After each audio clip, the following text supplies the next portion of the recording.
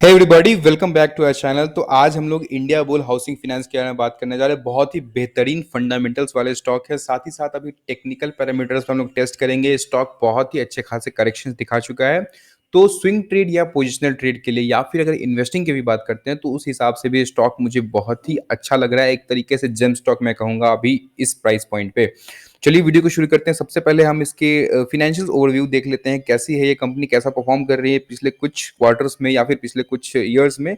तो 10,444 करोड़ का इसका मार्केट कैप है, स्मॉल कैप कंपनी है। वहीं अगर प्राइस टू अर्निंग रेशियो की बात करते हैं तो 8.63 का प्राइस टू अर्निंग रेशियो। इतना अच्छा ब्रांड होने के बावजूद भी हमें बहुत ही सस्ते प्रीमियम पे ये स्टॉक मिल रहा है।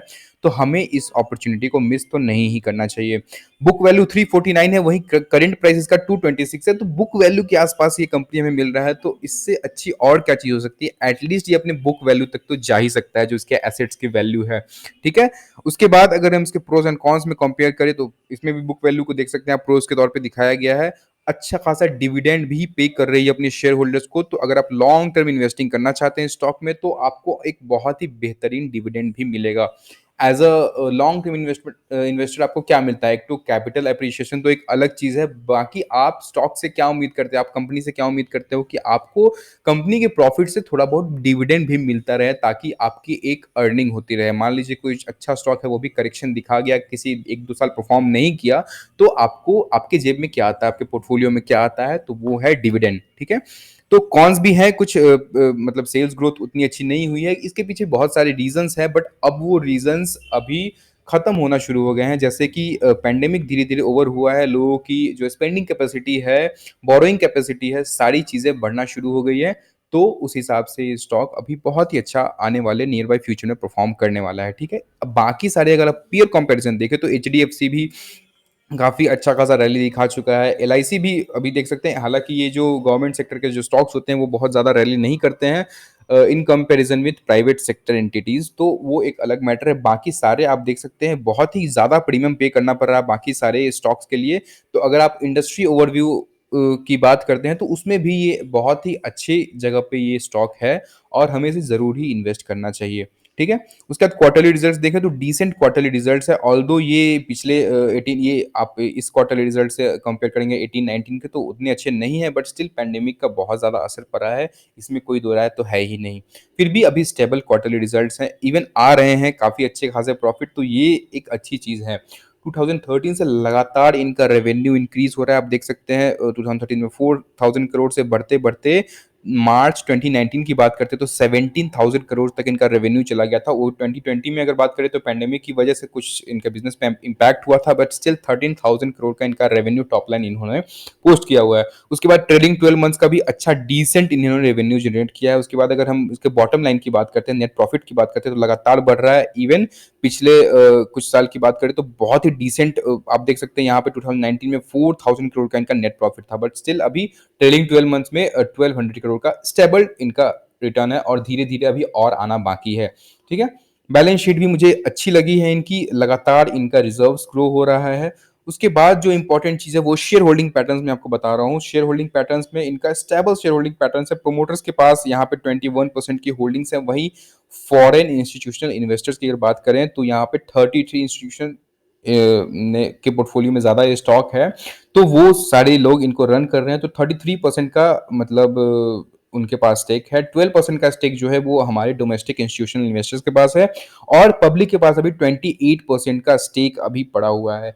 और सबसे अच्छी चीज आपको नजर आएगी यहाँ पे, जून 2020 के बाद देखिए यहाँ पे 36% का स्टेक पब्लिक के पास चला गया था, वहीं अभी घटते घटते 28% का स्टेक पब्लिक के पास रह गया है। तो जहां भी पब्लिक से माल निकाला जा रहा है तो आपको समझ जाना चाहिए कि कंपनी में कुछ हलचल होने वाली है, कंपनी अभी अच्छा खासा रैली दिखाने वाला है। तभी इंस्टीट्यूशंस पैसा कमाते हैं। आपको करेक्शन से डरा करके आपको लगता है स्टॉक नीचे गिर रहा है, आप पैसा निकाल लेते हो और तब एंट्री होती है इंस्टीट्यूशंस की। तो अब एंट्री हो चुकी है और हमें क्या है स्टॉक मार्केट में, तो हमें उनको फॉलो करना है, उनके साथ बहती गंगा में हाथ धोना होता है। ठीक है। तो अब चलिए इसके टेक्निकल पैरामीटर्स पे देख लेते हैं स्टॉक कैसा नजर आ रहा है। तो आप ये 200 पीरियड मूविंग एवरेज है तो देख सकते हैं लगातार ये स्टॉक काफी टाइम 200 पीरियड मूविंग एवरेज से सपोर्ट और लेता है, रेजिस्टेंस भी लेता है। तो ये एक इंपॉर्टेंट इंडिकेटर यहाँ पे बन जाता है। देख सकते हैं आप यहाँ पे 2019 में भी आप देख सकते हैं 200 पीरियड मूविंग एवरेज से यहाँ पे इसने रेजिस्टेंस लिया, स्टॉक नीचे आया और इसने एक बेस बनाया यहाँ पे जो अच्छा खासा इसका सपोर्ट बना था।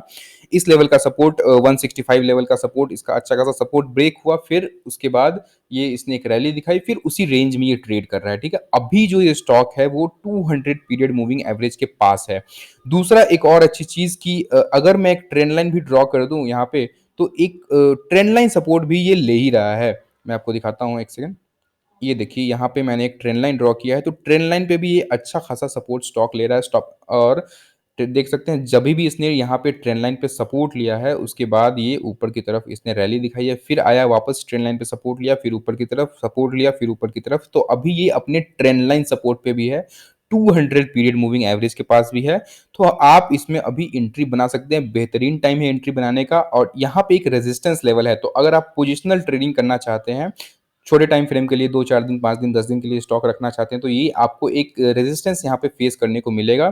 तो आप एक छोटा टारगेट यहाँ पे एक्सपेक्ट कर सकते हैं। वो कितने परसेंटेज का मैं आपको बता देता हूँ। अगर आप इसमें यहाँ पे एंट्री बनाते हैं तो यहाँ आपको ये भी हालांकि छोटा नहीं होता है, बट स्टिल आपको 10-11% का रिटर्न इजीली आपको छोटे टाइम फ्रेम पे देखने को मिल जाएगा। उसके बाद जो इसका जो रेजिस्टेंस है, उसका अगला रेजिस्टेंस क्या होने वाला है, तो वही हमारा टारगेट भी रहेगा, क्योंकि वहां से स्टॉक वापस भी आ सकता है, ठीक है। तो अगला टारगेट आपका ये रहने वाला है। अगर आप स्विंग ट्रेडिंग की बात करते हैं तो उसमें आपको कितना परसेंट का रिटर्न एक्सपेक्ट करना चाहिए, तो आप यहाँ से इजीली आप 35% का रिटर्न एक्सपेक्ट कर सकते हैं। और ये मैं आपको बता रहा हूँ, आपको 6 to 8 मंथ्स में आपको इजीली देखने को मिल सकता है, इवन कम में भी, या फिर थोड़ा ज़्यादा टाइम और लग सकता है। इसमें कोई आपको गारंटीड नहीं मैं बता सकता हूँ, कोई भी नहीं बता सकता है। जो कोई बताता है तो वो झूठ है, खैर, कि इतने टाइम में आपको इतना रिटर्न मिल ही जाएगा, तो कोई डेफिनेट नहीं होता है स्टॉक मार्केट में चीज़ें। बट हाँ, हम यहाँ पे अजम्पशंस करते हैं, क्योंकि वी आर मार्केट स्पेकुलेटर्स, तो हम लोग स्पेकुलेट करते हैं और उस हिसाब से हम लोग रिटर्न भी एक्सपेक्ट करते हैं। तो आपको इतने छोटे टाइम फ्रेम में कहीं भी नहीं मिलने वाला है इतना अच्छा रिटर्न। साथ ही साथ अपने अपने आप को ब्रांड से एसोसिएट किया है, तो ये भी बहुत ही अच्छी चीज़ यहाँ पे निकल करके आती है। हालांकि आप इसे अगर इन्वेस्टिंग के लिए अगर आप स्टॉक में सोच रहे हैं, तो भी मैं आपको बहुत ही अच्छा डिसीजन मानूंगा इसके लिए। हालांकि मेरा कोई दबाव नहीं, या फिर मेरा कोई रिकमेंडेशन नहीं इस पे बहुत ज़्यादा कि आपको ये स्टॉक बाई करना ही चाहिए, because I am not a SEBI registered research analyst. Although मैंने पेपर दिया है और जल्दी से मुझे रिसर्च एनालिस्ट का सर्टिफिकेशन मिल जाएगा, तो मैं रजिस्ट्रेशन के लिए अप्लाई कर दूंगा, बट स्टिल अभी मेरे पास ये अथॉरिटी नहीं है। तो मैं कहूँगा कि आप अपने ड्यू डिलीजेंस से ही आप इस स्टॉक में इन्वेस्ट करें, ठीक है। उसके बाद आप टारगेट अगर इन्वेस्टिंग के लिए ले रहे हैं, तो आप तो एटलीस्ट ये ऑल टाइम हाई को तो टच करने ही वाला है, उसके ऊपर भी जाएगा। आप सबको पता है, अच्छा खासा ब्रांड है, बिजनेस काफी अच्छा है, इनके मैनेजमेंट काफी अच्छी इफिशिएंट मैनेजमेंट है, तो उसमें तो कोई दो राय नहीं है। तो बस आज के लिए इतना ही, यही था हमारा आज का स्टॉक। और उसके बाद कुछ चीज़ें मैं वीडियोस नहीं पोस्ट कर रहा हूँ अभी कुछ टाइम से, बिकॉज हम लोग अपने बिजनेस को एक्सपैंड कर रहे हैं। क्या है बिजनेस, कैसे हम लोगों ने टीम बनाया, क्या चीज़ें हैं, एक स्टार्टअप समझ लीजिए। तो उसका डिटेल मैं आपको किसी अगले वीडियो में बताऊंगा, उससे आपका कैसे फ़ायदा हो सकता है और कैसे आप हमसे जुड़ सकते हैं, because we have a team of 5 or 6 good traders pan India, across India से हमारे पास ट्रेडर्स हैं। तो हम लोग बहुत कुछ कर रहे हैं। तो मैं आपको और भी बहुत सारी चीज़ें हैं, तो मैं आपको अगले वीडियो में या फिर मुझे जब भी टाइम मिले तो मैं आपको ज़रूर ही बताऊंगा, ठीक है। तो चलिए बस आज के लिए इतना ही। एंड अगर आपको कोई कंफ्यूजन है तो do let me know in comment section. मैं कोशिश करूंगा जल्दी से जल्दी रिप्लाई दे पाऊँ, ऑल्दो मैं थोड़ा बिजी रह रहा हूँ इन दिनों, बट स्टिल मैं अब यूट्यूब पे फोकस करने वाला हूँ, ठीक है। और हमारे जो स्टार्टअप है उनका भी एक नया यूट्यूब चैनल है, उसका भी, तो मैं आपको उसका लिंक भी डिस्क्रिप्शन में डाल दे रहा हूँ, आप उसको भी सब्सक्राइब कर लें, ठीक है। और क्या बिजनेस है, क्या चीज़ें हैं, तो वो मैं आपको अगले किसी वीडियो में बताऊंगा। तो चलिए बस आज के लिए इतना ही, मिलते हैं नेक्स्ट वीडियो में एक अच्छी क्वालिटी लर्निंग के साथ, एक अच्छी क्वालिटी एनालिसिस के साथ, एक अच्छी क्वालिटी वीडियो के साथ। तब तक के लिए गुड बाय।